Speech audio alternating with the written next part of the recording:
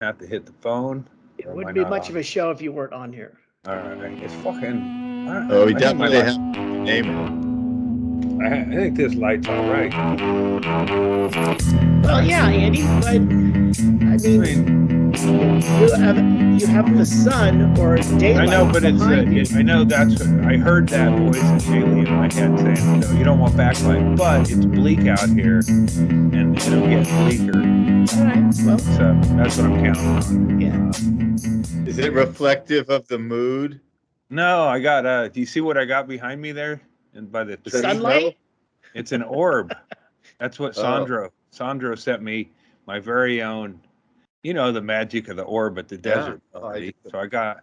Is it behind you somewhere? Yeah, it's on the rail behind me there. See? Maybe when it gets darker. Yeah, maybe. Yeah. Oh shit! I see it now. That's pretty. Oh yeah, there it is. That's a beautiful scene. Wait, do you have a ring light out there? No, it's in front of me. Oh, After you saw the reflection. Yeah. Yeah. Oh, I was like, dude, that's not going to help you out there on the. No, I'm far enough along to know that part. The snow looks pretty, man. That's a it's good the gas left because I did not want to sit on the deck below. Uh-huh. Yeah. Good. Like, I've been getting I've got some really fucking cool, I'm going to probably not have to worry about getting through this financially. Eventually all these fucking donations and shit, I don't know how to repay that sort of shit. And I don't even feel like I got cancer. If I hadn't talked to that guy, I'd be like, I feel pretty good. Mr. Bad News, Day ruiner. Yeah, I kind of fucked that day up, and really it was a bummer because that was the day my daughter was leaving. So he's like, hey, Doctor Heavy Note. Even the fucking world news ends with a positive story. So in lighter news, what do you got? In happier news, a young man in Eugene, Oregon got a magic orb in the mail today, and it sits down majestically on his railing. I wanted to ask you guys if you know what your best Christmas gift or my most memorable one was. I was playing with some stupid Fisher Price thing at Bi-Mart or something, and then I got it. It's like I was like that, in that moment of fucking early consumer lust. It was out there, you could fuck with it, play with it, and I think it was the you had a garage and you could go up an elevator shit, but it was like mesmerizing to me. And then I got it. Like it was like that fucking. I remember thinking, "Holy shit, man! Maybe Santa is real." I didn't realize how easy it is to, like my mom probably grabbed it and went and bought it while I was still playing unattended. Pedophiles walking all around. Well, you said you were inattentive, so. I think my best, I got a 10-speed bike one year. That was the best one, for sure. I still remember the moment of seeing it, That was back when when bikes were like the old school 10 speeds too, with the really super thin tires and the is it a rally bike they call it, or a touring bike now? I mean, I guess now it was like the handlebars that went down and around, like a ram's horn. Yeah. My brother, you couldn't take it if you took it even into the yard. It fell over. I mean, you couldn't take it off of the street at all. You didn't want to have a kickstand you're riding that for speed. You don't want the kickstand that's like, it's like extra weight. Let's say hello to Chad Shank, who's sitting there quietly and patiently in a Christmas. Looks like he's at the tree farm. What forest are you at? Inside to festive it up. Nice. I think my dad worked in Alaska and stuff a lot, so I didn't get to see him for a lot of years, and he was kind of out of touch and didn't really know what was appropriate gifts. And he'd go overboard because maybe I didn't see him for the whole year. So when I was 9, I got a dirt bike. I got a YZ80. Was not for a 9-year-old. So that was probably one of the shit, coolest things. Yeah. That's badass, dude. That's good. That's you know, I was thinking rifle, but Chad and the fucking dirt bike. That's fucking great. I got those too. I remember the sound of those. For Chad's best present was a gun, and for Christmas he had to go out and kill the family pet. Good news, bad news. Yeah, exactly. I still have my first shit. shotgun that I got as a Christmas present. Yeah, nice. Yeah, you don't usually give away guns, right? You kind of keep them, right? I mean, you can sell them. I've sold them before. Yeah. But where do you go from collector to stockpiler? when you buy food in buckets. when you have multiple of the same gun, you know, multiples. I have like several 22s, but you don't need I have one of each kind. That's a collector. Chad's like Neo in the Matrix. When he gets done shooting a gun, he just throws it onto the ground and grabs another one's already fully loaded, starts firing. Didn't they do that with Nero's too? Because isn't this a different one? I don't. I try. This is a remake, I think. I know, but I don't. Oh, it is. Oh, the new one. I wasn't even talking about the. I was talking about the original. I don't. I remember trying to remember. I mean, I don't remember watching the other ones, and then I started watching this one, and I think what happened when I watched the other ones happened, whereas I just lost track of what the fuck I was. I was like, what the fuck is going on? And then, that's where those movies put me. The first one's really, really good. The second and third ones are kind of kind of got off of the thing. And then this one, I think they kind of go back to that first one and revisit it. Lawrence Fishburne. Mm-hmm. No, he escaped the Matrix. Yeah. Oh, is that what I didn't follow the story? Yeah, I meant that as an actor. I would go see the next. I don't know. The John Wick movies are easy to jump into. The Matrix, you got it's like sciencey and shit. John Wick just murders people. Andy, don't you want to understand what the MAGA types are trying to say when they want you to eat the red pill? Get red pilled? That's from the Matrix, right? Well, it's hysterical with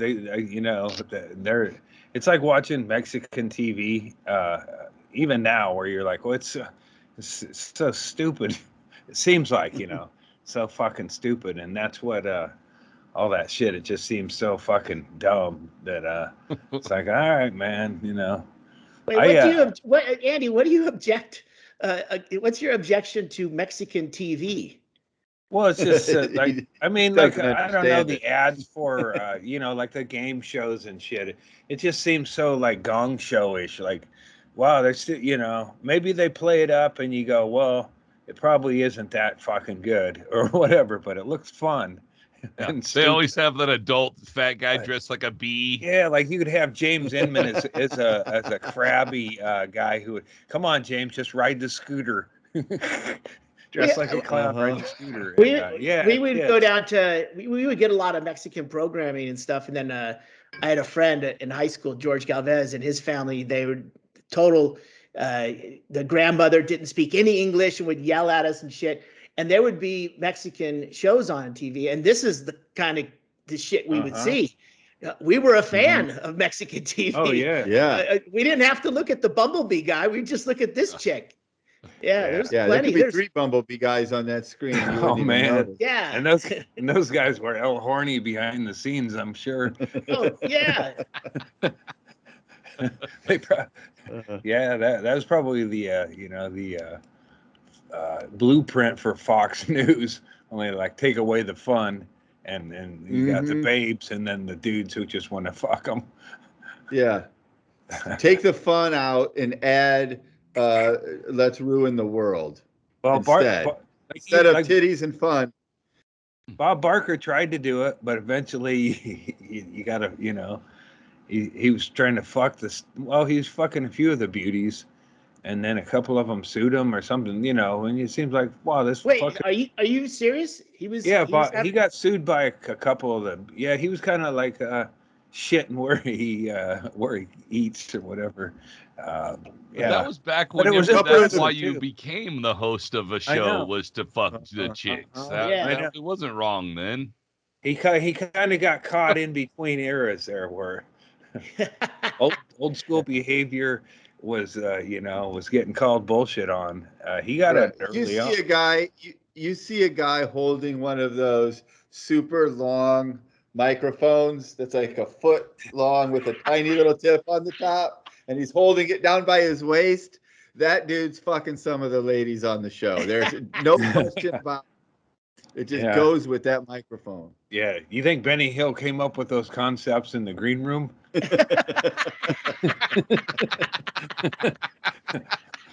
I remember watching that a lot as a kid. That was like in between wrestling or something, and it was like, wow, this, sort of adult situations. It's like, oh man, there you go. I think we got it. Trying to rape a woman. I think we got Benny Hill on PBS or something like UHF, a different like. I used to watch it with my cousin when we were little kids. That and roller derby. There's a lot of sexual stuff on for little kids. Oh, roller derby, yeah. It's like that leaves a kid nowhere to go, though. Must have had a horny and angry.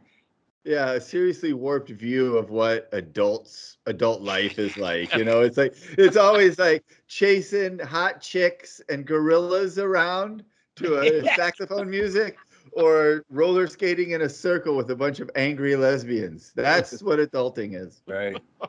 Yeah, he Mr. Bean is like a kind of the non-sexual version of Benny Hill, but it's like Benny Hill was just like has there been a proper movie done about that dude?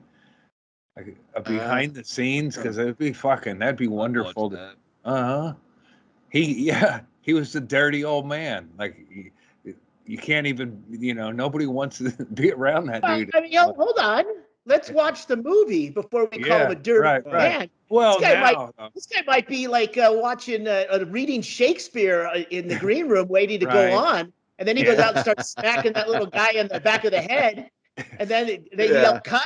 Goes back to Othello. I mean, come on. Yeah. He'd be all the the stupid scripts he's got to do and stuff. Yeah. And wants to do Maybe he was trying to do a serious show, and then he has a disorder that when they play yakety sax, he just goes wacky.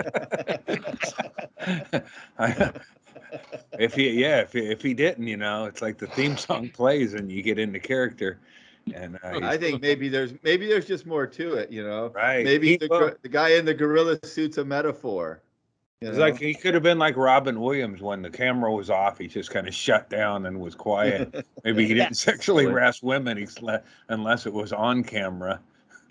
and then when it was done, he just leaves them alone completely. They're like, Benny, thanks for okay, all right, see you later, Benny. He's out.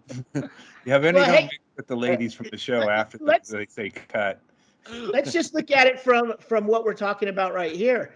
We know that Bob Barker was sued for being inappropriate. We don't know anything about Benny Hill, so he either kept it under wraps or he wasn't that kind of guy. Well, he was always. Or he had those bitches killed.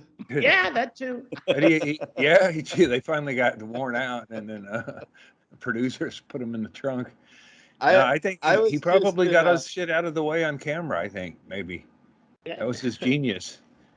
Yeah, I was just in Tampa for Christmas with the Mitchells, and it's always made me laugh because right on one of the main drags in North Tampa, where everybody's located, is the grade school that they all went to, and it's the Ben Hill Elementary School. Oh, yeah. And that just always makes me giggle. Like, I just want to see recess at the Ben Hill Elementary School. Just flying around. You just play that music and whatever's going on in the playground, It's like they play the Larry David's there, Curb Your Enthusiasm theme. I think Benny Hill was one of those guys that it didn't matter what political affiliation you were, as long as you were a dude, and women kept their mouths shut, did the cooking. you could enjoy some Benny Hill running around, and you didn't, back then I don't think dudes thought about that shit as, they weren't woke. They're like, this is, it's funny. He's horny. He's horny, and this, like he gets into them situations because he's horny probably a lot of times. But it used to be hilarious. It used to be hilarious to be a guy who couldn't get any pussy and who had to like physically chase women around playing grab ass. That just used to be a funny thing. Not funny anymore. Yeah. Oh man, I've probably talked about my grades. Let's see, he was my middle school janitor, Mr. Bales, but I'd watch him cruise chicks. Like when I was 21, 22, I'd go to the bars in Coos Bay, and our janitor from middle school would go, and he was like, dressed nicer than he did as a janitor, had his shirt unbuttoned, stunk of cologne and shit, and but he still had the nervous tics we gave him when I was there, but it was just it was fascinated me to think of him trying to hook up with a lady, but I bet if he got him behind closed doors, it would be very Benny Hill. I mean, we used to watch Benny Hill. It was on like in the evening, like early evening. Like it was a thing where my parents were around. It wasn't like you're trying to sneak like scrambled porn on Showtime or on TV or something. Yeah. Benny Hill's a gateway thing because that led directly to my interest in porn. Maybe I don't want to blame him, but I don't know. It's like I think if you're handing out joke. blame for all the things that are fucked up with you, dude, Benny Hill's way down the list. Yeah, way down. He's behind. He might be honorable mention. He might not even be on the list, dude. Right? Yeah. I think there's a lot more people in front of him for sure. Yeah. And that led right into pro wrestling on Saturday night. So that was, kind of sketchy. And that was your dad's favorite, right? Yeah. Yeah. My dad, I think he's, he kind of, he had to face the music that a lot of wrestling wasn't real. Cause it kind of got overblown, but he was a fan from old school regional wrestling and all that shit. And I think when, it got so big and then some wrestlers broke code. And I think my dad would used to just get worked up and shit, especially fucking, we didn't care for Roddy Piper for a long time. Because goddamn it, he was just a villain and he had a big mouth. And but my dad would get sucked right into that shit. I guess I didn't see, I just saw it as these guys are all angry and I didn't really choose sides. I don't, Was your dad like the way Brian Hennigan can't watch a Manchester United game? He can't even listen to it. So your dad would get incensed. Yeah, worked up. I remember seeing him, like he was paralyzed. So, any movement was out of the ordinary. Besides just rolling, and then when he would watch wrestling, he would do something, like he was throwing in or whatever. They had to put blocks behind the wheels of his chair so that Chalk his wheels. WWF is coming on. Yeah. It's funny. It's like that could have been like enrichment for like a lion or something when they try to get the animals to move more in their cages. You put the wrestling on for your dad so he starts to get a little upper body. Yeah, well, I think what you wanted to do is put obstacles in his way and then have him have a reason to go from A to B, like take a phone call or something, and then obstacles. I wish my friends would have recorded it because he would go, he'd be mad about having to take the phone. And then he would drag it around back. I think that was the early days of when you could have the cordless or something, or maybe even drag it with the cord. We had big long cords. Yeah, I was gonna say why would? Yeah, I don't think he could have. So he would carry it. He would wheel it on his lap as close to wheel it all through the rooms, and then to the edge of the stairs where he would holler. And then a lot of times, probably the phone would just fall. Eventually, I may come downstairs and my friend would be on the like, hello, hey, man, we're playing back, But he wasn't a good you wouldn't hire him to be like reception. But see, the key to a receptionist is she's sitting where the phone is. Uh-huh. You kept putting your dad across the room from the phone, so Well, that was the problem. He was down there in that room where the phone would ring, so he could ignore it, but he would a lot of times take the bait.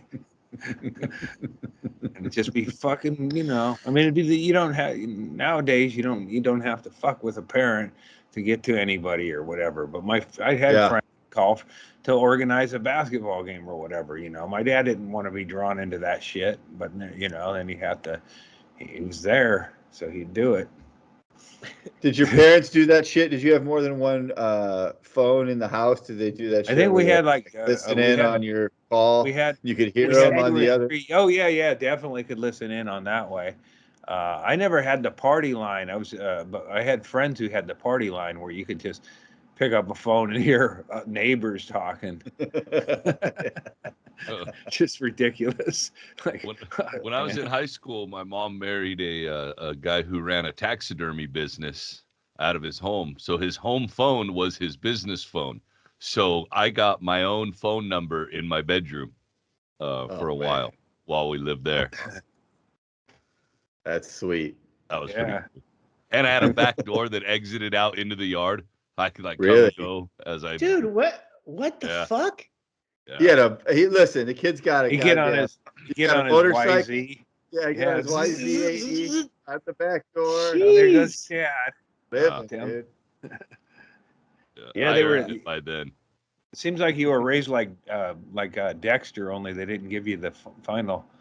It's like here's you got your own exit. You got your motorcycle. You got weapons. See you tomorrow. I tweeted a thing a while back. I don't remember exactly what it was, but something to the effect. I think I lived in a cabin between two lakes at one point. I lived on a ranch with horses. I like to think that my mom was kind of a whore, just so I could have a lot of different life experiences. That's how it works out, They're all the dudes are similar, but they have their own twist on it.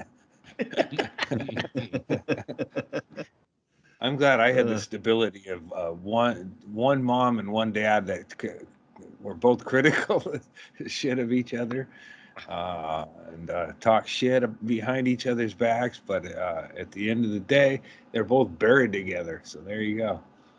Well, I mean, your parents they were instrumental on you getting different experiences too. Just a little. Absolutely. Yeah. It took a kind of village. Not really. Came at it from a different direction. Yeah, totally. I mean, what are you gonna do? You don't get a manual. You got to figure this out on your own. Experiences. You go be your own whore. I guess with one of my middle child brother got his own comeuppance.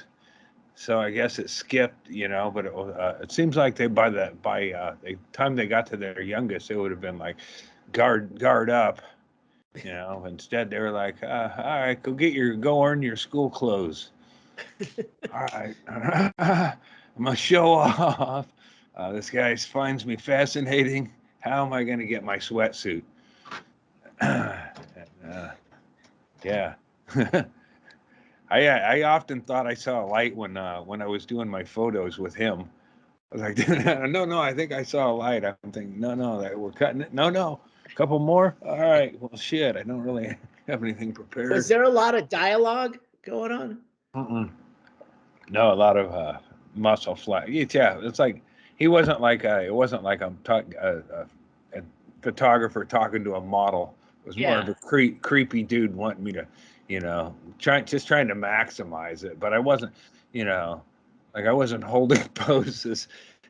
The way he made it sound, or at least it sounded in my head, I was like little Schwarzenegger flexing. And I really was just kind of standing there hunched over going, thinking I want to fucking murder you or whatever. But, he was like, yeah, that's, that kind of shit. I don't think we knuckle bumped. But yeah, I was always anxious to go, and then after the photo shoot, then it was just like taking it. I was trying to spend as much of the dude's dough, like in a short amount of time. I would go like I was like Pretty Woman. Because he didn't, there was a window between photo shoot and me getting dumped off as an unattended child going back home, but they didn't give a shit. The airlines, they just put you with a stewardess, would put you in the back of the plane and wouldn't let you leave till everybody else was off, and then you go get turned over to your folks or whatever. But before that, we'd go to like a Palo Alto, Menlo Park, or whatever, fucking boys store, and I would grab as much shit as possible. But so you'd be trying to ring up the bill because of what you just went through. Quickly. That's why, and I like the Adidas stuff, but that was like, that was a quick grab, matching sweatsuit. Fuck yeah. Yeah. I still favor that, but Al Sharpton kind of ruined it for a lot of people, I believe. Al Sharpton. Well, Al Sharpton not old Al Sharpton. He kicked it all the time in matching sweats. I don't know. No, what are you talking do you know about? Any adults that walk around in matching sweatsuits unless they're playing tennis? Are you talking about the Reverend Al Sharpton being in like a matching Adidas tracksuit? You're out of your mind. He wore tracksuits all the time. Hold on. When he was fatter. He did? When he was fat? Yeah, fat Al Sharpton. I thought he wore a suit. Hold on. No, he started suiting up when he went all fucking. He got thin, and then he just reinvented himself. Oh shit! Oh shit! That ain't Al. Is that the original Al Sharpton? That's Al Sharpton, man. I stand corrected, brother. You are right. That's something. See, and I was kicking it like that myself, and then I can't carry it off. Wow. Hold on. Oh yeah. Here we go. What's going on? Okay, what's going on here? Look at this. Oh, you can't see. Yeah, I want to see a movie about him. Does he have camel toe going on? He can't see it from there, but he's got something that's like he should. One of his entourage should have given him a sweatshirt to put around his waist or something because. That's like when Chris Christie had played that charity baseball game and they put him in that those baseball pants, and his tiny little turtle dick was making a fucking camel toe in his pants, and they were like, "Well, you're not going to be president now, sir. Congratulations."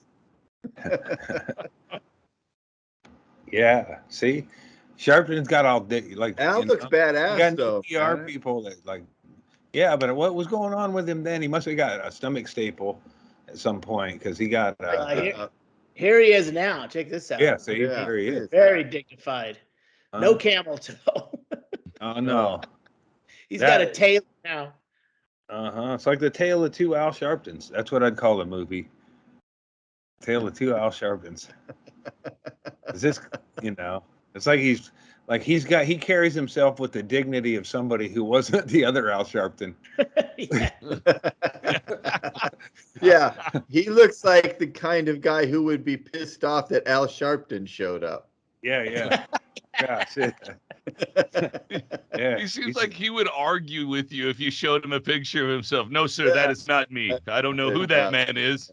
Hell no. Yeah. He looks good though. Here's the old suit. He partied. That looks like Kenan Thompson. In what was the hamburger movie they were in?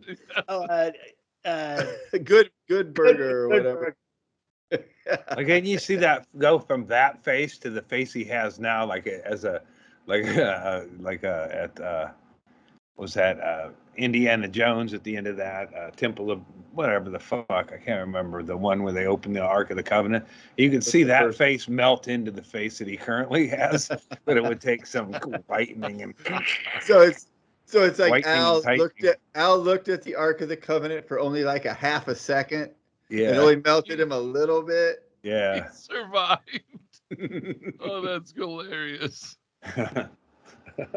He just did a little beep, When I first saw skinny Al Sharpton show up on the scene, I remember thinking, I go, oh, fuck, Al Sharpton got sick and is about to die. And he didn't. He's been hanging tough. It's like what a new PR Roker, same thing with Al Roker. Yeah. Yeah. Al Roker. I couldn't believe that either. He got so skinny. I was like, oh, shit, this dude's not long for this world, but he's still around, too. Willard Scott, not so much. Never got fixed. He got old. Yeah. Yeah, like all that, he was known for that, and then he got old and out. Good for him, man. He weathered a lot of storms.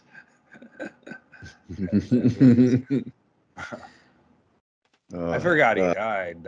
That's tough. I forgot Sean Connery was dead.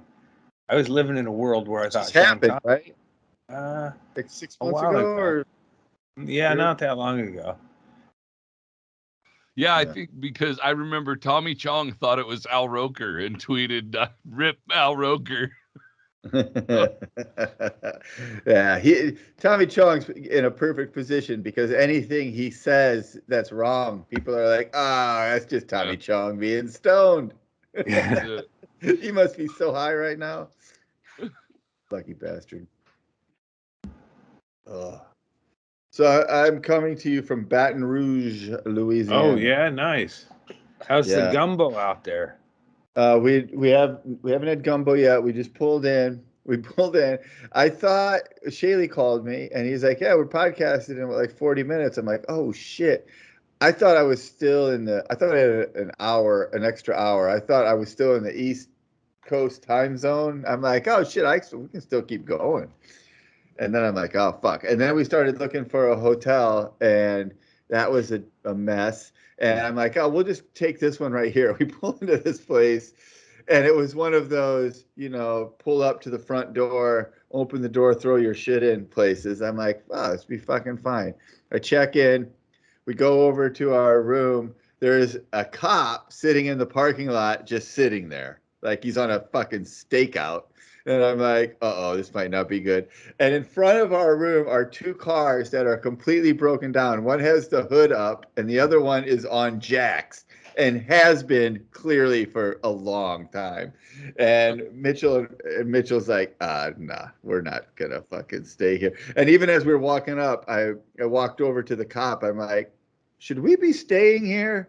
And he's like, I don't know. And I think that when gumbo. If you have to ask, if you have to ask the cop in the parking lot if you should stay in that motel, you should not stay at motel. So that's why I appreciate you guys waiting for me. That's why it took a little longer. We had to get our money back and then find a La Quinta. La Quinta? Can't go wrong. Can't go wrong with beautiful La Quinta. Oh man. Yeah, it's understated beauty. That's right. And sometimes the pool is reasonably clean. Yeah. The pool at the other place we were at honestly did look like a dead body was in it. It was like that place. I thought Shaylee was traveling. You're not traveling yet, Shaylee? No, we're leaving tomorrow. Oh. So you're how many more days do you have on drive time, Brett? Oh, we'll be back tomorrow. Oh, okay. It's like I don't know, like a 15-hour drive total from Tampa to Austin. So we did most of it today. Good time with the family, though. Lovely. Yeah. It was fun. It was fun. Yeah, it's funny because Carrie and I are by far the only liberals in the group. And we're also the only happy people. Like, these people are just so mad all the time. They're just angry and just like, there's a bunch of they're like all their muscles are tightened up. It's like just calm. Just because relax. They know there's a bunch of celebrities who are cannibalizing children. Yeah, it is, and that shit tenses you up. If you believe that dumb shit. They're like, watch what you say. He's going to make fun of us on his goddamn podcast. Yeah, we have hurt feelings on this thing. Several levels. Uh-huh. Yeah. But it was funny too because Carrie's brother Ben, who is a great guy, but he's like so stressed out, you know. He's divorced and his ex-wife's a pain in the ass, and he's trying his best, and he's got his custody of his kid, and he's trying to give his kid a good Christmas. He's trying so hard. He hates Joe Biden too, so he's got that working against him. But he like every hour or two he would find a reason to hear that he had to leave, to go like, oh, I gotta go get batteries at 7-Eleven. Oh, I gotta make a run. And Carrie's like, oh, Ben's smoking again. Like we busted this guy out, you know. Like, it's so obvious you're smoking, you know, you leaving at least 4 times a day. Yeah, it was just funny to watch that because I'm like, oh man, you poor guy. You're in your own house, dude. You know, you should be able to smoke wherever the fuck you want. You shouldn't have to get in your car and drive away. Poor guy. Joe Biden wants him Biden's to world. Fucking Biden's bullying him. Yeah, I don't know. Biden's the guy out in Oregon insulted him with the "Let's go, Brandon," and Joe goes, "Yeah, let's go, Brandon." So if it's supposed to sting him, he doesn't seem to either give a shit or get it. And either way, I thought it was a solid response either way. Yeah, he just kind of went, whatever, dude. Brandon. Yep, I agree. Yeah. And then that Joe Biden is in that hazy area where cognitive decline is mixing with you know, laissez-faire cool, you know. Right. Is he above it, or does he have no fucking idea? I know. Is he yeah, it's like he doesn't seem to, like, you know, he's not campaigning right now. No, he's just being fucking old. And it's like it is kind of liberating, because he's like, you know, like Trump would get all fucking red faced and get on Twitter and blast that fucking, you know, that random dude who fucking insulted him. And Joe's like, hi, Bill, man. The former president would incite people to beat people up at a rally. Right. If they interrupted or did anything. And he'd having rallies. When's Biden doing a live show? Like, when's Biden popping into Portland and Washington and doing his live show with telling his old corn pop stories? Yeah. Yeah, that guy. At least that guy. I respect that guy just because he's smart enough to stay quiet. At least he has people around him that are like, nah, don't talk. Not a lot. Don't put out a lot of shit, dude. You have to sometimes, but other than that, you should shut up. It's just like it's like a return to normalcy when a president didn't go touring and take the fucking Secret Service and rent him rooms and fucking scam as he went, and then go around and do a fucking weak ass show in Des Moines. You know, he's charging fucking hundreds of thousands of dollars so he can go get fucking road money in Des Moines. Yeah, it's fucking something, man. We recently had like a big 60-mile-an-hour wind storm hit through here, and it always sucks because shit gets torn down, but we've had it enough times off the mountain right here that you learn how to, keep your shit anchored and stuff. And you see the new people that don't.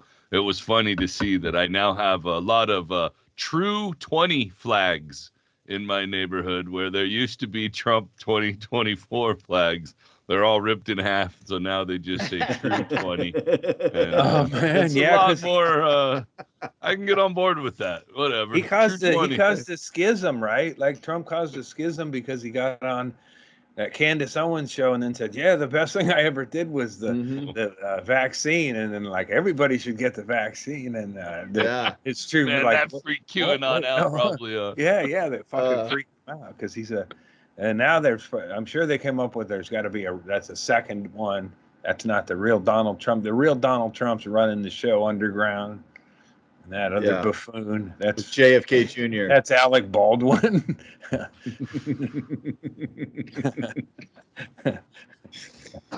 Yeah, it was funny after he talked to Candace Owen that she had to come out and make like an apology video for him and explain what she thought he really meant and how, don't worry, he's just a little bit out of touch with the vernacular. He's off his meds a little bit.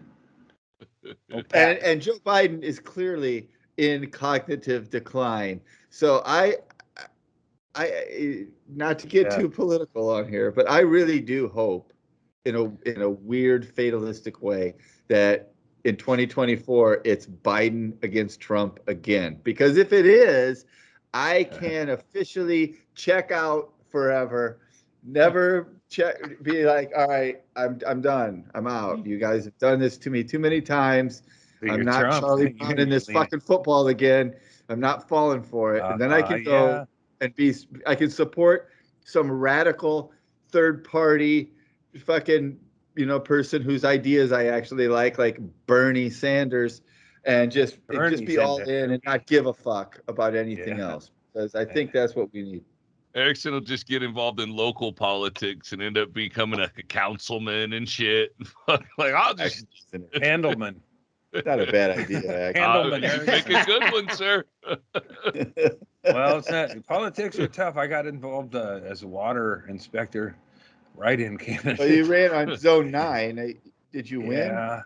No, but I think if I had another chance at it, I ran a clean campaign and unopposed. Unopposed is so you go in it like with no real enemies, but your enemy is apathetic voting turnout.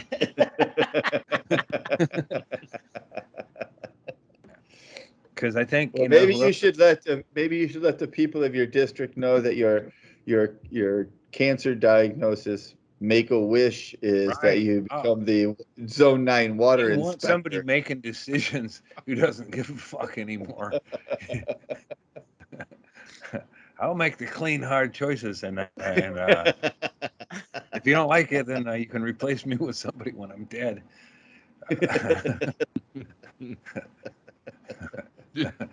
I could just see Andy's opponent going all dirty. Do you want a man known for jacking off in nature, inspecting your water supply?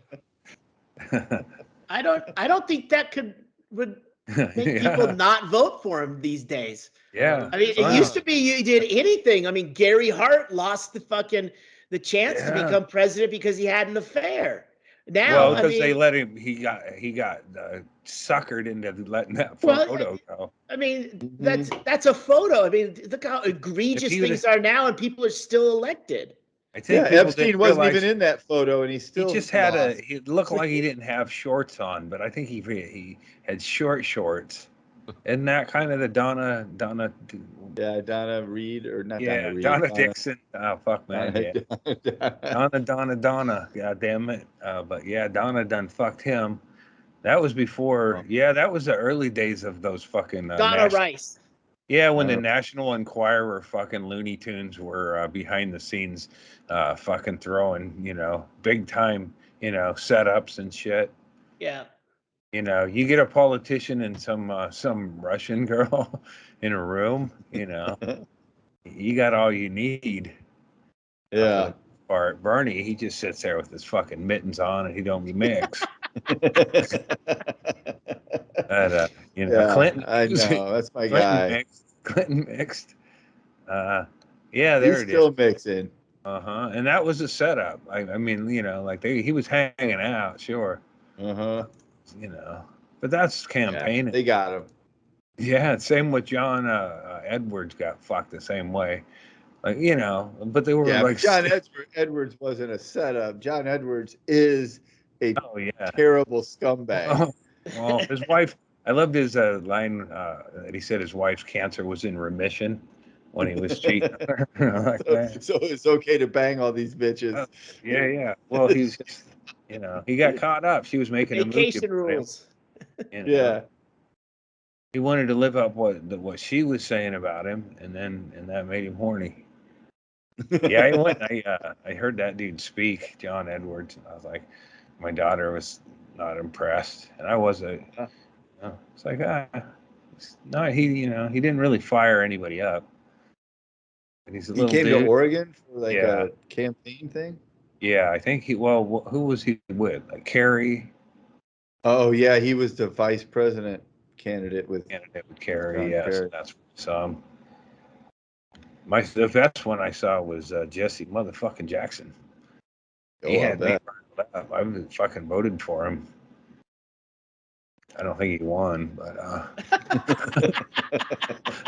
You didn't follow it too close. he had Is me that what? fucking fired up. He came to Medford, Oregon, and we're in the same space I saw Huey Lewis, and I felt like they both owned the room. Sadly, neither one president of the Yeah. United Neither States. Eddie one of them Money I saw in that same space. Bummer. Yeah, That's a Eddie power Money. trio. Yeah, like Eddie absolutely. Money. I would have Eddie Money open, Jesse Jackson Midland. Huey close. And, That's the order. You're right. Yeah. Yeah. Huey's But, Huey's a powerhouse, man. Yeah. Huey Eddie, Lewis was in the news. That was a powerhouse group, dude. Absolutely. Oh yeah. Eddie Money went to the Indian casino next to my hometown once, and I could not bring myself to go watch. I'm like, I'm not gonna go look at that. Why do I Eddie want to had see some that? bangers. I want to Eddie had remember some Eddie Money bangers. the way I remember him. I don't Yeah, want to right. see that. Yeah. Yeah, he had that whole Bell palsy face thing where like half his face wasn't working, and Yeah. I'll bet he got the shit beat out of him a time or two as a cop. Right? Like that was his background. We all heard Eddie Money was a cop. Eddie Mahoney. I got a bottle thrown in his fucking face. And then he was, shit, he's man. like, fuck Cash this. out. Yeah. I can't believe he's still alive. He was the original singing He's cop. not. Oh, that's right. He Oh, died. really? Eddie Dang it. Money's dead. Yeah. Oh, Huey's still around though, I think. Yeah, He's up in Huey- heaven. Yeah. He's up in heaven waiting to get a turn on the jam, but they're like, no, no, Eddie. Not even sure how you got up here. Yeah. Hey, 2 Tickets to Paradise is a Right. fucking killer song. Yeah. He's got some good ones. I saw him in still like a a lot of time Eddie Money where he songs. was doing Oh, a lot yeah, of man. coke. But I'm sure he couldn't have ridden that high for a long time. Right? They always say, like, when you see a guy and he's sweating profusely and fucking shaky from drugs, you don't expect to see him 30 years later still fucking partying. So I think he must have fucking, had a slow down period. I don't know, man. They didn't make enough behind the musics for my likings. I think Eddie Money had like a stroke or something towards the end. It's kind of nothing will queer partying like having a stroke.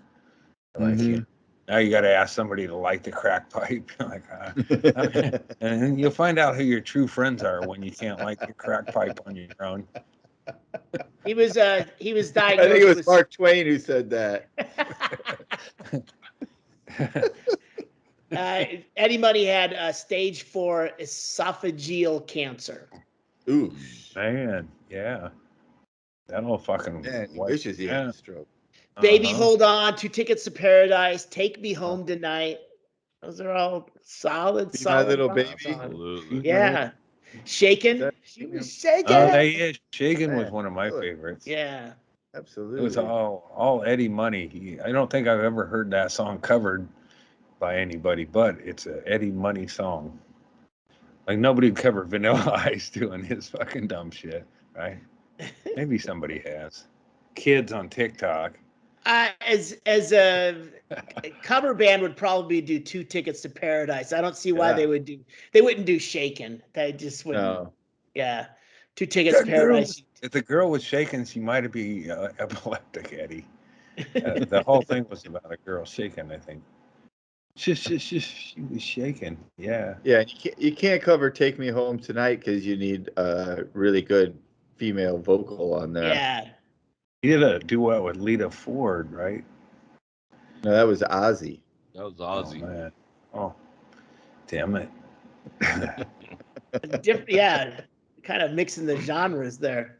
What was the one? The one that Ronnie he's in a Spector. car with Ronnie Spector. Is that Shaken? What's the one he's like in Daddy's car? That one's in the video. Yeah, well, he sings about being in Daddy's car, and she was shaking. I think that's the lyrics in Shaking. Yeah. So he's just like fucking, hitting up on some high school chick, trying to bang her in her dad's car. I always like it, it's like a singer-songwriter will tell you they're introducing a character, but when an old rocker sings about hanging out with some chick who lives with her daddy and is driving the car and he's trying to pull over and bang her, you're like, all right, Eddie. That was probably from his cop days. Yeah, well, I know. Once the show's over, Eddie, we think it's best you just leave town.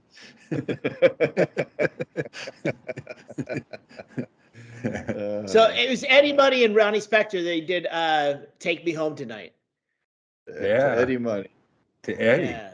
Eddie Mahoney. Yeah. He's the straight shooting cop. Maybe. If he was, he'd be the first Irish cop. Is that him as a no, that's him a long time ago. Yeah. Heyday. Yeah. Yeah. That had to be in the 80s, right? Yeah, that was in the 80s. That's Ronnie Spector? Yeah. Some date that he's got. She was great, man. The Ronettes. Yeah, I'm just looking at the song list. There's not one that I don't like. Yeah. All the way down. Uh-huh. He should have a kid who's doing cover shit.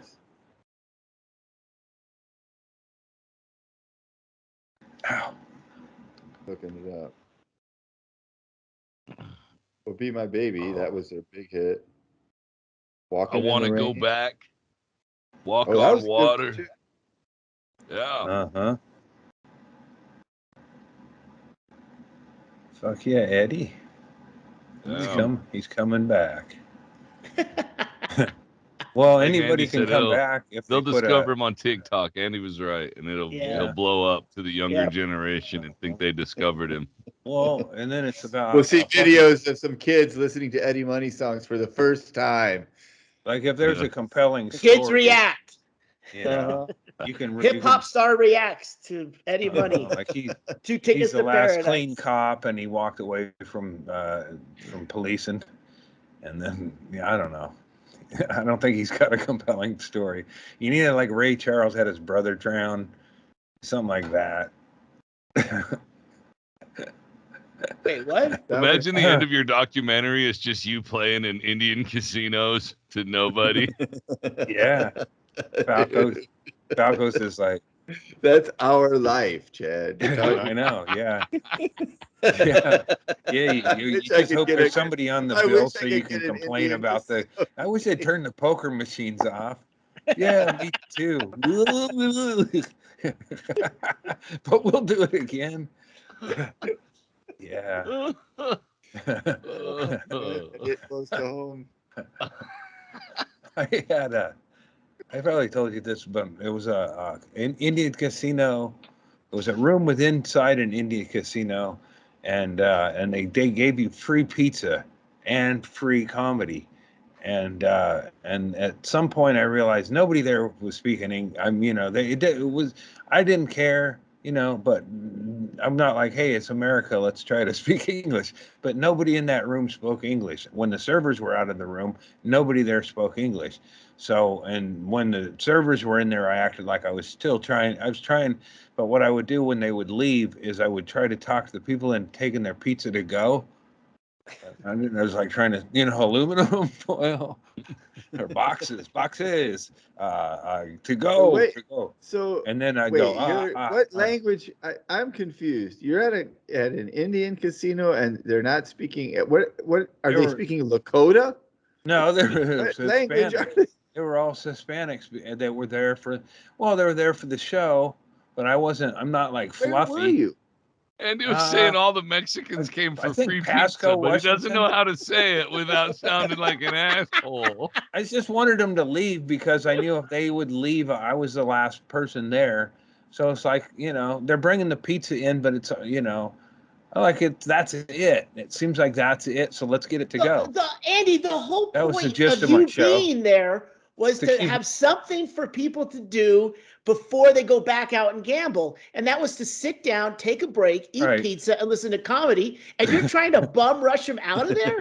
That's the only reason you have a gig. I know. But I was trying to, I wasn't like trying to pre-book it. I think it was Pasco, Washington. Sounds familiar. There was a moose in front. There was a moose like in a vacation. Where they go to Wally World, there's a moose that you could punch and flatten its nose. I'm pretty sure, like Crazy Moose or some shit like that. And it's called Crazy Moose Casino. And if there's still pizza, night there, maybe bring in Fluffy or Fluffy imitators. It is Pasco, dude. You're right. Really? Wow. Yeah.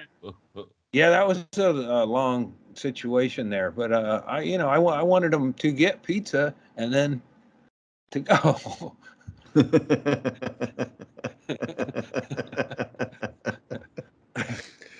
Oh man! I offered no resistance. I offered no entertainment or resistance.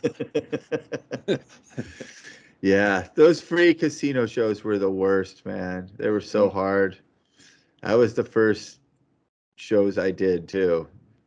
Yeah, you can the almost Black Bear Casino in Duluth. That was one of my first ever right? featured gigs. Oh my God! The Black Bear in Duluth, the showroom wasn't even separated from the rest of the casino. It was just like over there. So people would just be walking across the casino floor, going right in front of the stage. It was brutal. Those were kind of a wild card in the Seattle competition. Sometimes it was a big showroom put together for comedy with a hot mic and all that, and other times it was like fucking machines binging and 25, 30 people in a fucking dirty room. And that was the thing. You never knew in Seattle until you got into the later rounds, and then there were usually casino gigs you could count on them being good. But yeah, I've done all manner of those fucking. Yeah, you can smell. There's a smell and a sound to them that you'll never quite forget.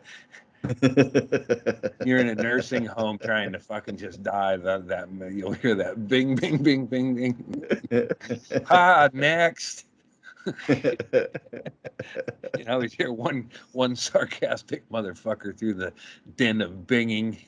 The fucking wow! Look at that place, man. The Crazy Moose. Yeah, right in the front corner there. You go. You get free pizza and a comedy show. It sounds like a Tribble gig. Is that a Tribble book gig? Had to be, right? Yeah, probably. It could have been somebody else. Those were always in flux. Like Tribble would lose them, and then there was a foothold of Laura Crocker maybe. I had a few of them. There was it Pat? Someone Pat. Pat Wilson, Pat Wilson had a bunch of rooms up there. Unfortunately, things went rough with me and Patty. Yeah. No way. Well, I got fired from one of her gigs, and it was bullshit. It was at the end of a long run too, Gig Harbor, Washington, and I went in there and I didn't say, "Hey, who's the manager here?" I walked in and then I went to a neighboring business to use the toilet. It was that kind of a gig that I didn't want to eat. And I don't know, one thing led to another, but the owner said I wasn't there. And I said, "Here, I am here, man." I think you're skipping a bunch here, Andy. You always know that when Andy is making his case in court, you always know that the other side is going to leap onto the phrase, "one thing led to another." That's where there's that sentence is carrying a lot of weight.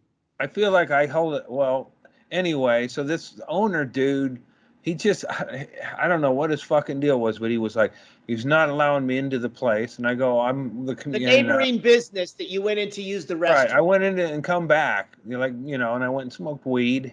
And that's what the owner said. It smelled like weed and all this shit. I was like, and there it is. And man, and then at some point it was like, fuck this guy, because he wouldn't let me in. And then he got on the mic And then he did like, hey man, is this like he was on drugs. I found out later he was at the hospital till earlier that. So he gets let out of the hospital, is hopped up on meds. He shows up there, and he's giving me shit because I'm smelling like weed, and I'm apparently late. There's a little more. I mean, it's the longer we let Andy tell the story. I was late. I wasn't even staggering necessarily drunk. late by the standard of on time, but I was returning. Wait. Hold on a second. Let's unpack that. I wasn't That was a hell of a necessarily late. statement. I wasn't necessarily late on the standard of on time. Yeah, like say it was an 8:30 show. I was there at 8:30, but he was all up in my shit that I hadn't been there, and I walked in there and walked out. I didn't announce myself because I needed to use the toilet, and their place was. You showed up at 8:30 for an 8:30 show, but you didn't tell anyone affiliated with the show in any way that you were there, so they thought you weren't there. So then this guy goes up there and says, apologizes on my behalf. I can hear him. He's on the mic, and he's like, and this guy's like shows up, and he's all fucking drunk and on drugs and shit. Like, man, I just smoked a little weed. Was that your intro? That was his intro. That was his intro. If you would have checked in, you could have given him your real intro. It was a misrepresentation of the conversation I had with him, for one, and he was up there implying that I was drunk, and so then I called Pat. He was stating a fact, wasn't he? Yeah, and he called Pat Wilson, and then Pat Wilson said, you fucking comics was her thing or whatever, and so she owes me $100, and she still owes me $100. And then it was like, oh, well, Pat's one of the people you want to fucking have, help you because she can, whatever. I choose to remember that she owes me $100. And then once, unfortunately, I was discussing her vagina, and she was right outside the elevator door, as I said, that her, in particular, Pat Wilson's vagina probably smells like rotten garbage. Or something like that. It was just crude, and I didn't, mean it in a hurtful way. But she was just right. You just hear that, Andy. You don't hear the context. Hey, yeah, in a hurtful way. If there's anything I learned from this, is the headline is Pat Wilson refuses to pay cancer victim $100. Yeah, yeah. Oh. I brought it up over the years, hey man, old hot garbage pussy Wilson refuses to pay. And it probably cost me because she was always like, judging Seattle nights or whatever comedy competitions. Like, oh, fucking Pat Wilson. I wish I had, I mean, I have regrets, I hadn't told her pussy smelled like hot garbage. I didn't tell her. I told other comedians in the elevator. It was just because she was just in everybody's fucking grill around, So I don't know. Sorry to Kathy Lero. You probably weren't the cunt of the year. That's the girl from high school. And Pat Wilson, I don't know what your vagina smells like. Thank God.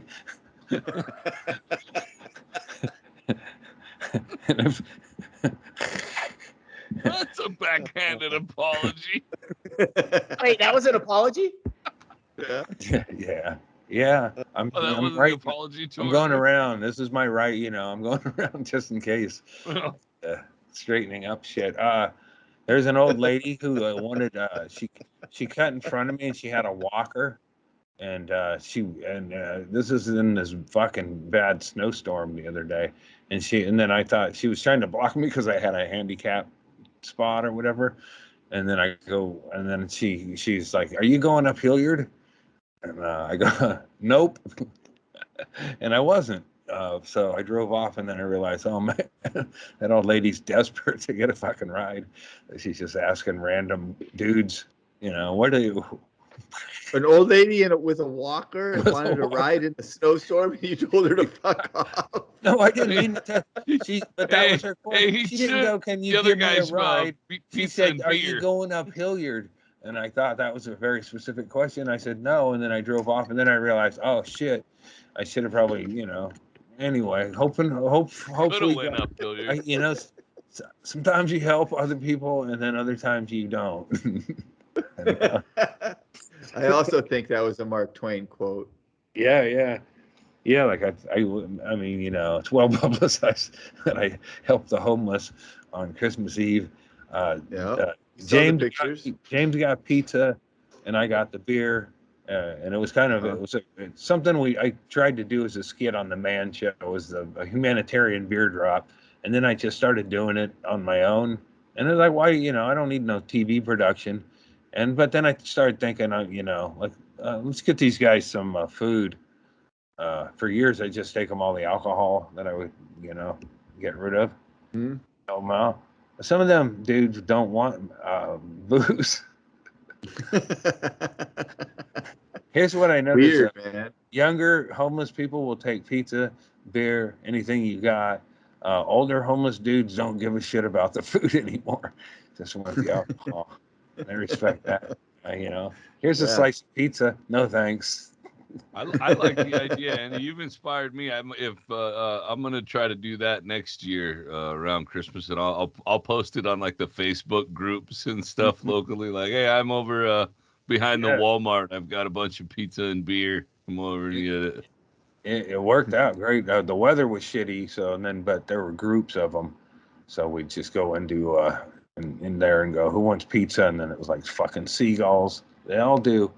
They don't give a shit. They don't care that it's Figaro's or Figaro's. I had a slice of it, and I was with those two old drunks. That didn't care for it, huh? Yeah, but I didn't. I did have a beer though the other day, so I'm back on that. My liver's healed up, and I can at least suck down a beer or two. I will say, Andy, we talked earlier about people looking, Al Sharpton looking ill. You look really good. You look better than you've looked in a long time. Well, that's just because I got near death. Shame on all of you for not saying anything. Relatively so.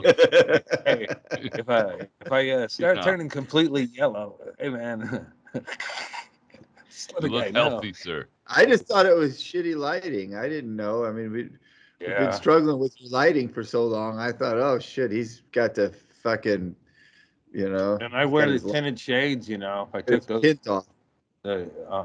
So I look alive right now. if I didn't know better, I'd be like, man, I'm fucking over all this shit. Mm-hmm. Like, wait, oh yeah, that. But I'm gonna go. I'm gonna go quiz. I'm gonna go quiz my doctor tomorrow, and then get hopefully a referral up to Portland to just kick some ideas past him. Like show up maybe with a hacky sack and a joint or two. Let's go. Who's in the surgery here? Let's hang out. Yeah. Talk about some shit. Or no, get a full appointment. That's what I mean. Pay them money, not show up high. Listen to their thing because it is. I'm curious. Oh, and I think I told you guys I talked to somebody who did all this surgery. The coach at Auburn. Yeah, the older guy's a little older than you. He's a little bigger than you. That's got to be encouraging. That he sounds a lot more like JB Smoove than me. Yeah. But nice. So he went through the whole thing, and I think slice me up, fucking, or not. I don't give a shit. Right now, I fucking have forgotten about it.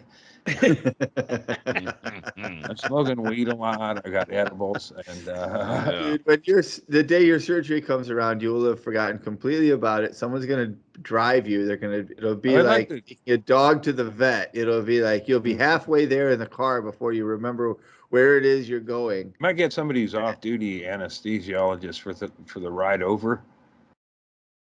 It's like knock me out and then wake me, reassemble me in the room.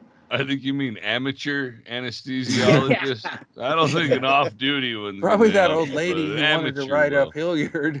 If I was going up Hilliard, that old lady probably had drugs. I didn't even think about, that's good though. I didn't think about, I could probably rob her. Wait, you left an old lady with a walker in the snow who needed a ride, and you're complimenting yourself for not robbing her? Well, I didn't give off that vibe to her. She was, she's waving her thing. Now, Clearly I mean, could have robbed her. I get thought where it- you're yeah. fucking. yeah, she had Yeah. two bags of groceries and a walker. I was like, what was your plan, lady? You know? Maybe to That catch a lady's ride fucking- from a good Samaritan. Yeah. That lady's street as fuck, Andy. She just summed you up and figured she could kick your ass. That's all it was. She wasn't I got a little more afraid of Ted you at Bundy all. than I could overcome her. I could use her walker to get other broads. I didn't think you'd be going down this path, Andy. Well, that's after a what Bundy. diagnosis. That's what, A crime spree. I like it. that's what Ted Bundy had, cancer. Oh. Never really. That was the cause of the whole thing.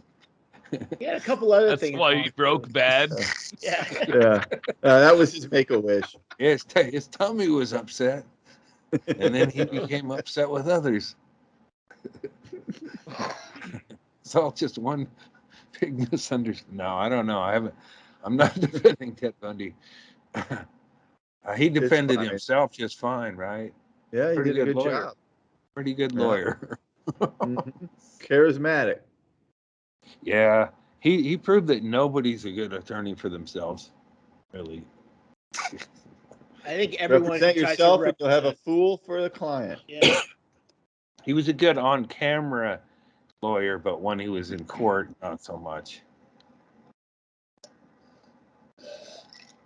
What was the thing Ted Bundy did? Oh, that sorority. Aside from murdering all those women. No, which one? He wasn't the clown. He was right? an artist. No. That's He Gacy. painting. No, but a lot of times he No, used he like was his just charming as fuck. crutches and shit to because he would throw women in a Volkswagen Bug. little Like he had it all Volkswagen. rigged up to throw women, like he was a fucking guy who was good at customizing his car. Uh-huh. And he had that thing. Women still wanted to fucking hang out with him even after he was a murderer. Mm-hmm. Oh, the Yeah. gals in prison that get the prison Yeah. prison matrimony. Uh-huh. Fucking, there's a lot of women out there just waiting for the right guy to go down for murder. I don't see him as much.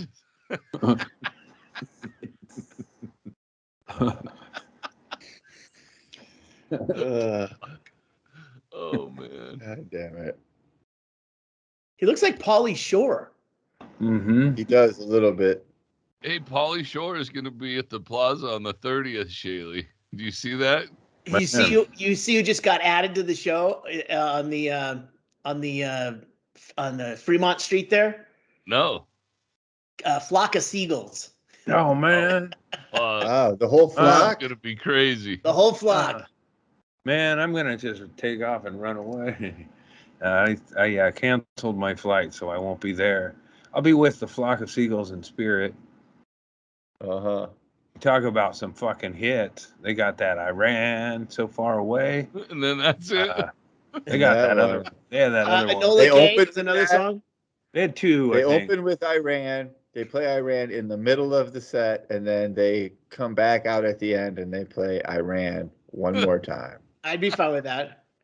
They also had Space Age Love Song. No, I don't remember that one. Nope. Yeah. No good one. idea. But you, Shaylee, nobody but you remembers any other flock of Oh, seagulls. we'll get plenty of email from this one. Definitely. Yeah.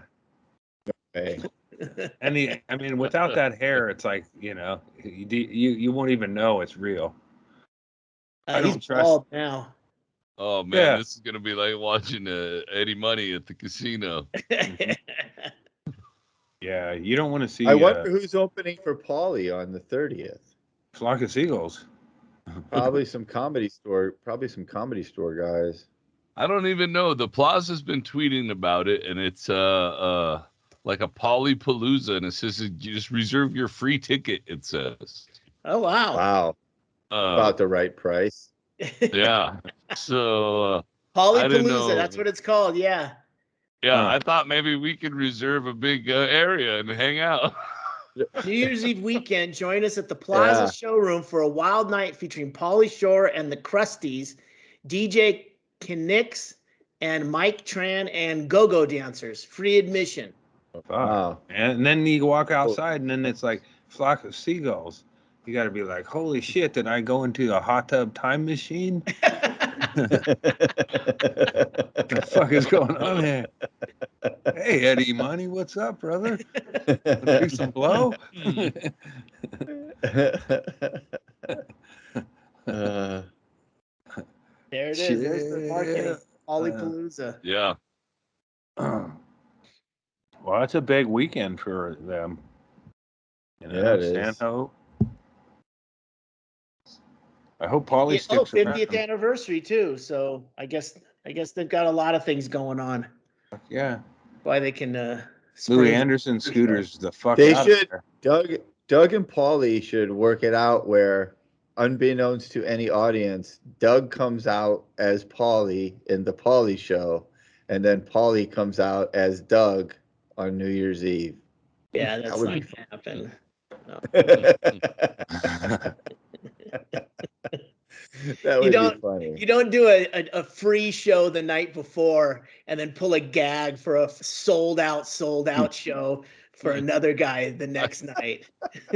I kind of thought That's why they everybody call might Doug hide the in their rooms Weasel. on the 30th, actually, is what I thought might happen.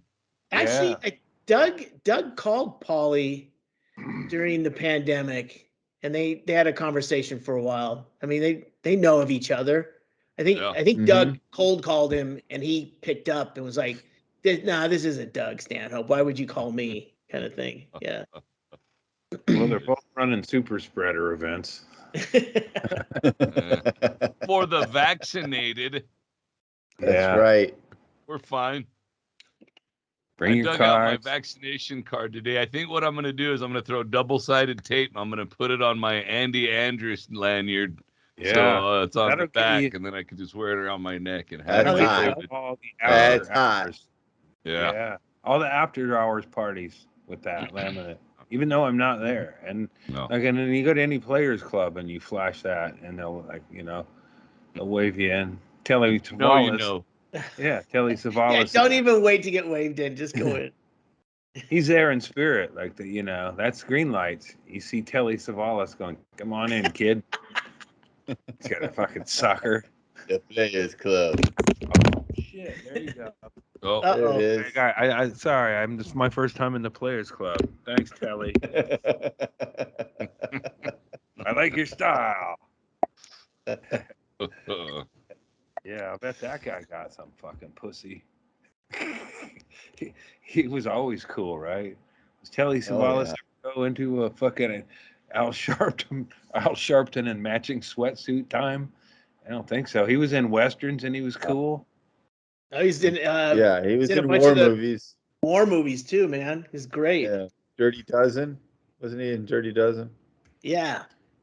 But Kojak was the coolest. I mean, that's upper level, next level cool. Yeah. And I don't know if the Players Club or whatever was a scam card, but I wouldn't, it's not like when you see somebody selling mortgages where you're like, oh, fuck them. I don't know if Telly was legit on that, but I'll bet he thought it was legit anyway. What do you mean? What do you mean? Maybe, thought he was. Well, was the Players Club worth it to the members? Or was he shilling for somebody like you see whoever will grab Tom Selleck for fucking reverse mortgages, where you're like, oh, fuck that guy already, but fuck him now again. Fucking Magnum and his avocado fucking water stealing operation. Fuck you.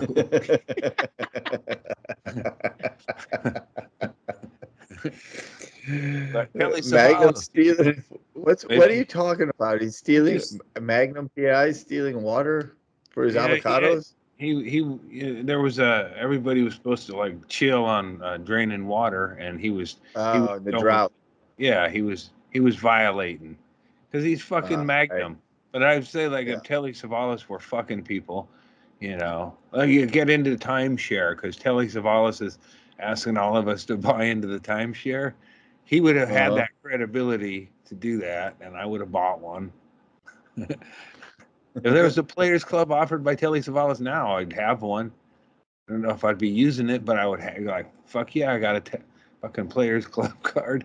And, Now it's called Players International. Yeah. See, well, he grew it. He grew the business to an international level. they should bring him back. What is it? Like for Las Vegas? I'm trying to read through it here real quick, but I mean, Harrah's basically took it over in 2000. You still get 12 CDs for a penny.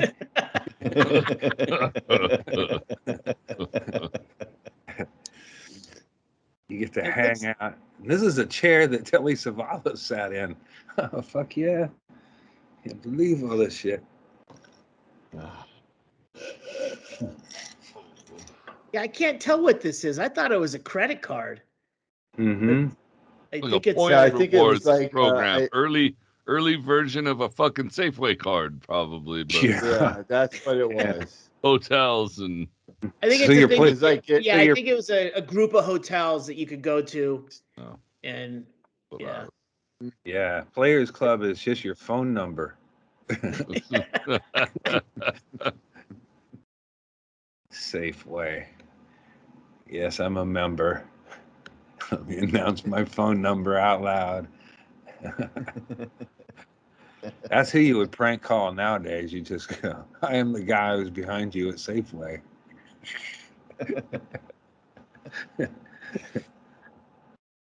We can't go there anyway because it's the Caesars Harrah's property, and Doug's is banned from Caesars. And Uh-huh. There's another fucking Would they know? I mean, I've always wondered about shit like that. Like they say, "Oh, you're banned from here." How would they fucking know? Like, do they Well, have? that would be the one time that you would win $200,000. Right. yeah, I guess if you tried to gamble and won money, they would, But I mean, like, if you're just walking in, it's not like they're like keeping an eye out for Doug at all of the. you don't think they have him on the facial recognition hit there you go. list? if I show Maybe. up if I And show then up in the Gilbert front of a Gottfried casino, gets thrown out of Harrah's. if I show up in the front of a casino, they'll go in my silk pajamas. They'll go, sir, we can get you to the bathroom here. We'll escort you there, sir. Hey, wait a minute here. Yeah, I pissed myself down. Huh? Come on. Oh, I was about to tell you, Andy, but you're not going. But a little bit of good inside info. The Plaza tweeted a Elf on the Shelf, I think, picture the other day, but it included a giant bank of security cameras, monitors, so you can zoom in and see where all the angles are, so you know where to smoke weed. Listen to fucking Ocean's 11 over here figuring shit out at the Plaza. Nice. Well, I would like to. Creepy Tiki's gonna do like a sticker. Who? Yeah, Acme. Acme. Okay, fucking okay. Creepy. But yeah, it's like I sent him. I thought he said creepy. Because I'm gonna be in the hospital for 5 okay. days, and I would like, because I don't like, I don't like needles, and I don't think I would do good with tattoos. But if I were just like knocked out in the hospital, that would be like a perfect activity to do. But a hospital would have to sign off on it, like I'm bringing in a tattoo guy. What? Whoa! I don't know. I'm fucking. I ate a pretty fair amount of edibles, but wouldn't I mean, like if like I would be cool to wake up and just have tats. Make the most of your time. That never happened, but it's a fantastic idea. Yeah, and then wake up and then go, oh, these kind of sting, and then somebody's like, here, do a bump, and then like, how about one to even it out? And then you're like, all right, man, I like them. And this is a cool hospital. And we got your motorcycle out front. Here's your, I don't even remember. What about my cancer? Oh, we forgot about that. We don't have. I got a second opinion. I got to say, you know what? Like science, it is what it is, but you don't have to believe it. Like this guy, arrogant, said he's going to do this and this or whatever. We're like, fuck that, man. This other witch doctor says I just need to rub a chicken on my chest. So who are you going to believe? Some guy who went to some medical school or a witch doctor who's in tune with the earth. Some guy who bought a chicken.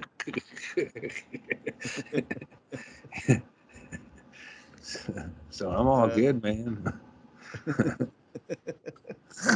That's good to know. Yep.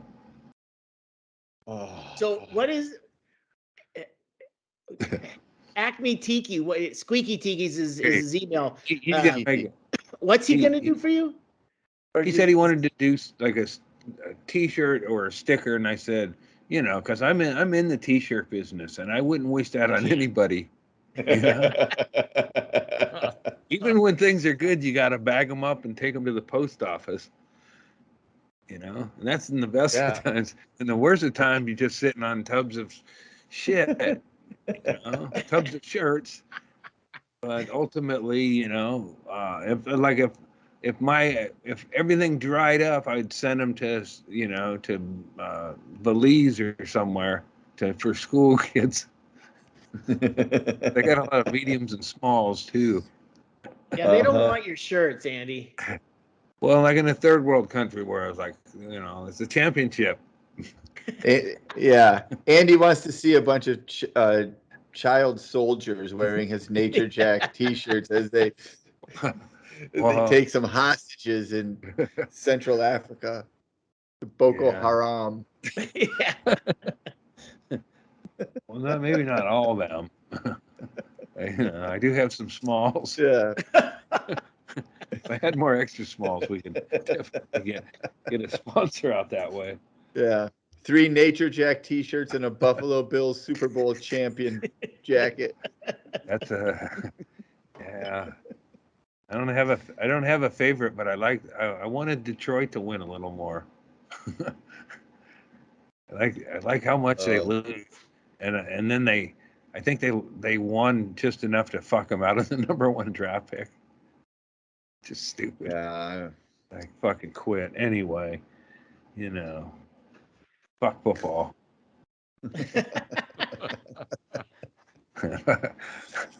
Poor Urban Meyer, man. Urban Meyer was the last decent man in that sport. We should try to get him on the show. You know, it'd be fun is to hear fucking Gruden hanging out with Urban Meyer. Maybe you know, just hanging out, just a couple of fellas.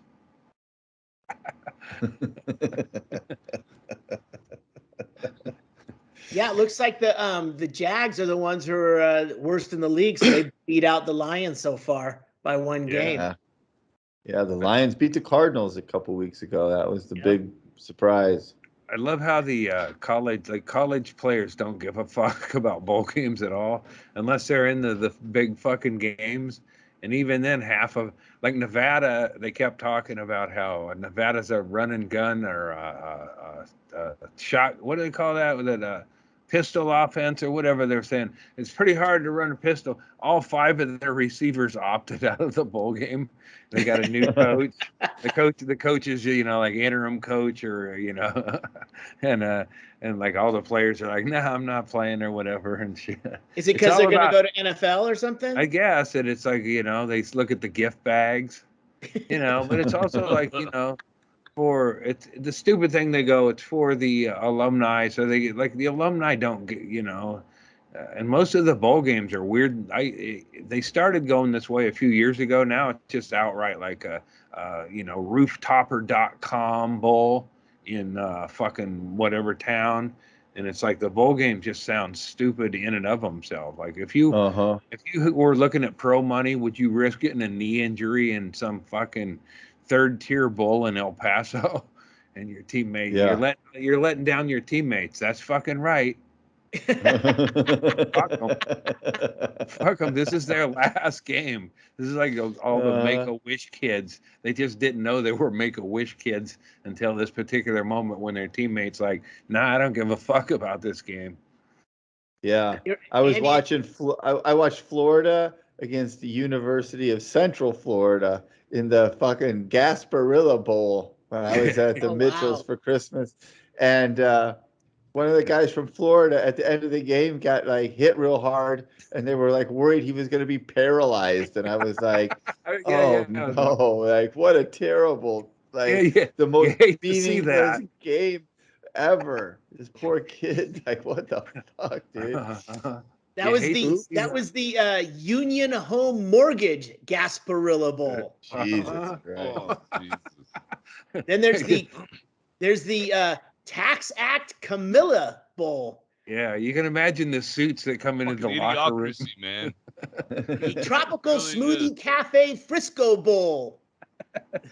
Are these all real? Or are you just These are making real. this up? The They've Lending Tree completely- Bowl. The Radiance Technologies Independence Bowl. The Cricket Celebration Bowl. And Andy already mentioned this one. The roofclaim.com Boca Raton Bowl. Yeah. Who was in the roofclaim.com bowl, Shaylee? Because I think it worked out perfectly. I'm pretty sure, before you tell me, I'm pretty sure that was Western Kentucky. Yeah, Western Kentucky. Right after a tornado tore off all of their roofs. I know. Yeah. The most sinister one Does it say? Yeah. Yeah, it was Western Kentucky. The is it Appalachian State? App State? Yeah. We're not playing in a full game. We lost all our roots. Well, that's the cool thing about it. It's like playing in the bowl game. You and your family qualify for 25% off the top. You just got to risk your knees and your brain one more time. Because the execs are really fired up about this one. Yeah, like the Army was playing in a bowl game, and it was the what's the war machine that sponsored it? But it was the Armed Forces Bowl sponsored by Northrop. It's Lockheed Martin Armed Forces Bowl. Yeah, like it's like, and they're sponsoring. So fucking military team versus whatever, and I think it was like fucking Missouri or whatever. Like the fucking these guys, they get one more chance at glory out on the football field before Lockheed Martin sends them out to get their fucking limbs blown off. Hey, wave to the execs at Lockheed Martin. They're like, oh, look at these fucking losers. Get them on a plane, get them over there right now. Mm-hmm. Yeah, you talk about opting out. If I was Army, I'd be like, no, fuck this. I'm not playing a fucking game for Lockheed Martin. Isn't it enough we signed over our soul for the education? Yeah. I mean, really, it should be the other way around, right? The Lockheed Martin executives should be playing a football game for the Army soldiers to get to watch and enjoy. Lockheed execs against wounded vets. Some anger at the line of scrimmage. Yeah, like a longest yard sort of thing. Prisoners against guards. grabbing the suit leg and pulling that flag.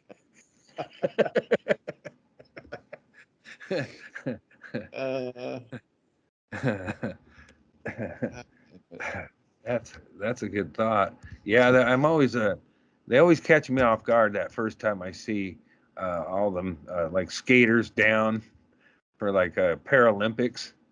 It goes from Winter Olympics and then all of a sudden Paralympics run. You're like, oh fuck, what's going on? It's like a fucking melee on the ice. Oh, okay, it's just playing low. I play low. There's no harm in it. But they're scooching on ice, and they should at least announce, okay, Olympics are over. We're taking a break. I feel like they should do the Paralympics before the Olympics, but they don't. They wait. Because you can kind of build up. Like, okay, well, it'll be cool when they're actually on their legs. And then,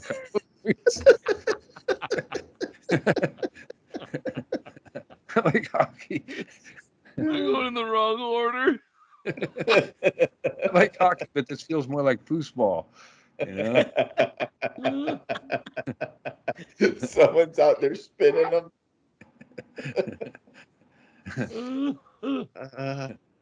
Fuck. A lot of them are troops. Oh, I'm sorry.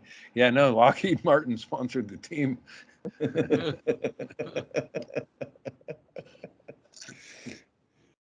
Oh, shit. All right. I gotta find something fun to do in Baton Rouge. Oh man, the choices are, fuck yeah. What's the weather? Good weather? The answer is good. Go to bed, but Yeah. It's also 8:00 at night. So you've already had the most fun of anybody in Baton Rouge for the last 2 hours. So that is a fact. That's for sure. Including the teams that are there for the rooftop or bowl game. The roof swamp bowl claim. Hey, we're going to Baton Rouge. Salut. I should swing back over to that other motel and see if that cop's still on his stakeout over there. See how things are going. Snap some pictures to throw up. I should have taken a couple of pictures, but there was a lot of tension between Kerry Mitchell and Brett Erickson at that time. There was not taking your phone out and snapping a picture would not have gone well. Yeah. So.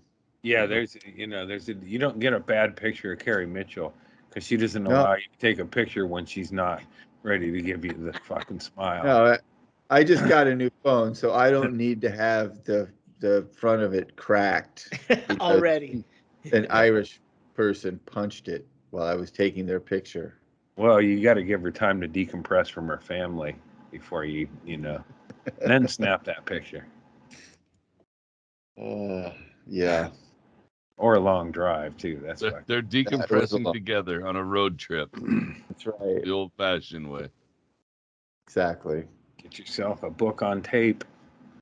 Doug Stanhope's books on tape now.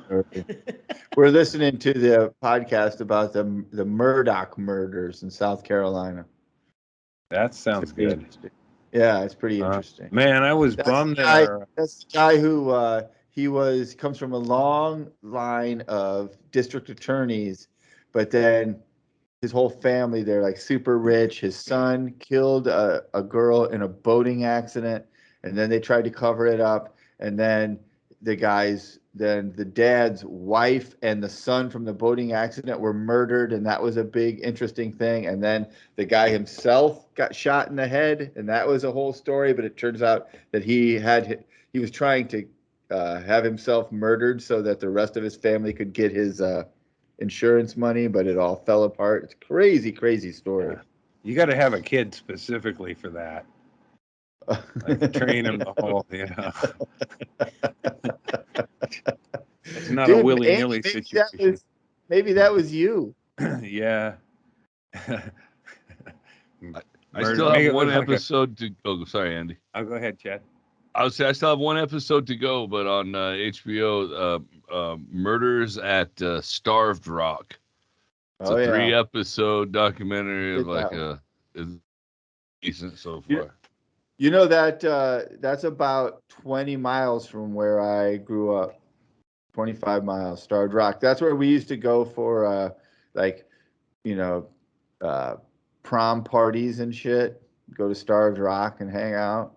It's a pretty cool place. And I had never heard that story before. It's a crazy story. Yeah. What's it called, Chad? Yeah, because this was in the 60s, right? Yeah, 1960. But the whole premise of the documentary is that makes it different from a lot of the other ones is the guy making the documentary is the son of the prosecutor that put this guy away. And he starts off like trying to just end all the bullshit of, this guy is guilty. And then he kind of, so far, I have one episode to go, but so far he's kind of like, fuck, this guy might be innocent. But it could go either way, I think. It's interesting. Yeah, I watched it. It's pretty good. Andy, how far are you on Succession? I was waiting for 10 to drop, season 3, and then it was they didn't. It was the ultimate fuck off. Yeah, it's like okay, because they did 10. Pretty intense though, right? Yeah. Good. Yeah, definitely 9 felt like it left. That was a good wrap up.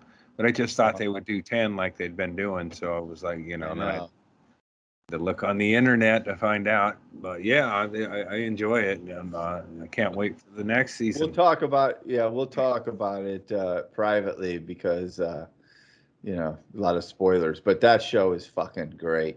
I watched That the last trailer of it with episode. Jenny yesterday, and because I go, the guys are talking about this, and we watched it, and I was like, oh shit, all right, that looks kind of fucking, decent. I think it's fantastic. Hey, you know the other one that I found, and I'm always late to everything, so everybody usually knows about stuff way before me. But there's a show called Black Jesus. Yeah. I stumbled across it last night, and I don't remember. I'm on. I think I watched like 4 episodes in a row of it, which is pretty good for a show like that. It's like kind of like the Trailer Park Boys, where it's kind of low budget, but it grows on you. But it's just a dude in Compton who's fucking Jesus. It's I don't know. What's it on? HBO. Okay, Yeah, it's pretty funny. It made me laugh a lot. Definitely. It was I was surprised at how much I laughed at this fucking show. Also on Amazon Prime, I discovered Sanford and Son is on Amazon Prime, and I discovered during the credits that it's based upon a show called Steppo and Son, which I think was maybe in the UK or Australia. I don't remember, because I looked it up on Wikipedia, and there's a whole list of Sanford and Son has been done in multiple countries with the different names for each country. Wow. And the original syndication, like The Office. And it's very, very funny. That's fucking crazy. Like hoarders. I mean, it was kind of wasn't he basically a hoarder? Except he had a junk man. Yeah. Lamont. Or Lamont. Step-toe. Right? Is it step-toe or steppo? I thought it was steppo. And Son. 62 to 74. Wow. That was a fun show, yeah. Red Fox was just like Red Fox was a force. Oh, he's definitely one of those dudes was a scene stealer or whatever. I think he did the classic Red Fox story of when he was playing Vegas, and he had in his contract that he didn't have to do his show. He only did his show if there were there had to be at least 35 people in the audience to do his show. And the only other part in the contract was that the band had to play the Sanford and Son theme when he came on and when he came off. And they introduced him. Down, down, down, down, down, down, down, down, down. He walks out and he goes, "This ain't no 35 motherfucking people." And he walks off. And then the band goes, down, down, down, down, down, down, down, down, down, down, down, down. That's a baller. Yeah. Here's Step-toe and Son. That's Step-toe and Son right there. Yeah. Yeah. I remember hearing him on a record at like one of my friends' place and just being like, "Oh my God!" I didn't get to hear it a second time. I should have probably sought it out. Let me hear that old guy again talking about the pussy. It's probably something I should have listened more. Yeah, those are called party albums back in the day, and they were fucking dirty. Yeah, they were great. It was just a needle drop. They would just record until they ran out of space on the record. Then the guy'd take a break, they'd flip it over, and then record the next the other side. Crazy. Oh shit! All right, let's get out of here. All right, I'm gonna go do something. What do we got to do on the way out? Anything? Put up Andy's Venmo so that people can help him out with his. The thing is it's upcoming. Where the fuck did it go? We'll do Chad's. We'll do Chad's first. I gotta find Andy's. Oh yeah. Well, I'll probably finish drinking beer after this and go and I'm gonna try to. I got my computer set up here. I'm gonna try to figure out how I can Twitch stream Sanford and Son episodes while I drink beer. That's fun. I got to get reestablished on that Twitch. I don't understand why it's. I'm gonna start. Flight. Right now this is the first stream in a long time, or podcast in a long time, where I've actually been able to see all 3 of you the whole time. Usually, one of you will black out. I can't see. My internet has sucked. Right now, I got this fucking Starlink internet with the Elon Musk internet. It's up. fantastic. Oh wow. It Nice. Way to go. What's that Elon. run a month? $99. Not bad.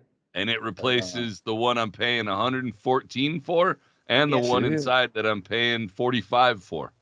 So it's definitely a better deal. So, but anyways, I'm going to start doing Zoom streams on my Twitch.